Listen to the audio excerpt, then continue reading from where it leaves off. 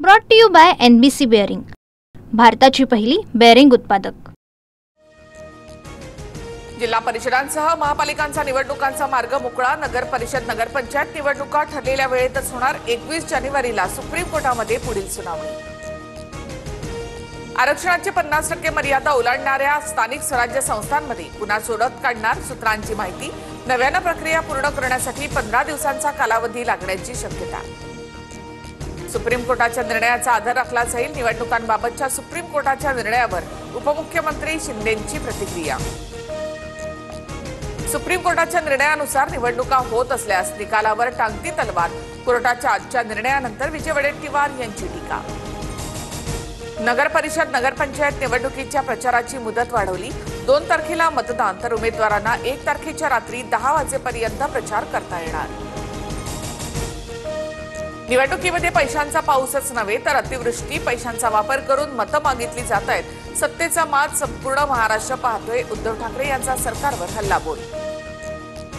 नाशिकमध्ये कुंभमेळ्याच्या नावाखाली कंत्राटदारांसाठी झाडांची कत्तल, उद्धव ठाकरेंचा आरोप। तर कुंभमेळ्यामुळे नाशिकचं पालकमंत्रीपद अडलंय का, ठाकरेंचा सवाल। बाळासाहेब आणि अटलजींनी केलेली युती कायम राहणार, उपमुख्यमंत्री शिंदेंचं रवींद्र चव्हाण यांना उत्तर। तर 2 तारखेपर्यंत मला युती टिकवायची आहे, चव्हाणांनी केलं होतं विधान।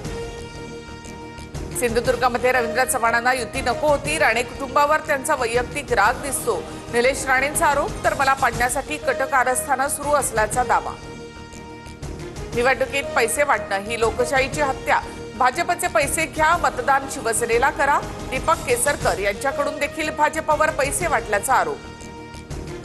ठाकरेंकडील 20 ते 25 जागांची मनसेकडनं मागणी। ठाकरे सेनेची ताकद असलेल्या जागा मनसे मागत असल्यामुळे पेच, मनसेची ताकद आणि उमेदवार बघूनच जागा सोडण्यावर ठाकरे सेना ठाम, सूत्रांची माहिती।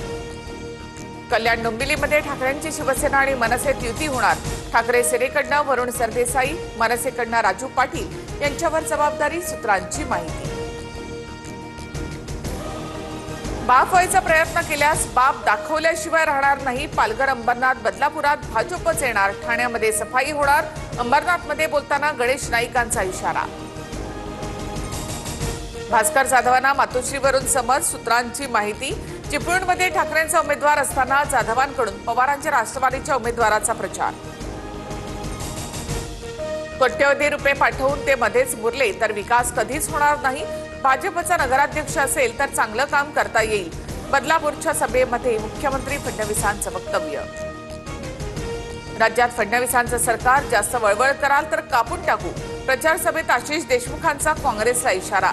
भाजप कार्यकर्त्याला काँग्रेसच्या कार्यकर्त्यांकडनं मारहाण झाल्याचा आरोप। अजित पवार यांच्या राजीनाम्याच्या मागणीसाठी अंजली दमानिया दिल्लीमध्ये। शहांच्या कार्यालयातून सोमवारी भेटीची वेळ कळवण्यात येणार, अंजली दमानियांची माहिती। अर्ध्या अळकुंडाने पिवळी झालेली काही माणसं आहेत। जनतेला त्रास देणाऱ्यांच्या आरेला कार्य आम्हाला पण करता येतं। भाजप आमदार मनोज घोरपडेंवर नाव न घेता अजित पवारांची टीका।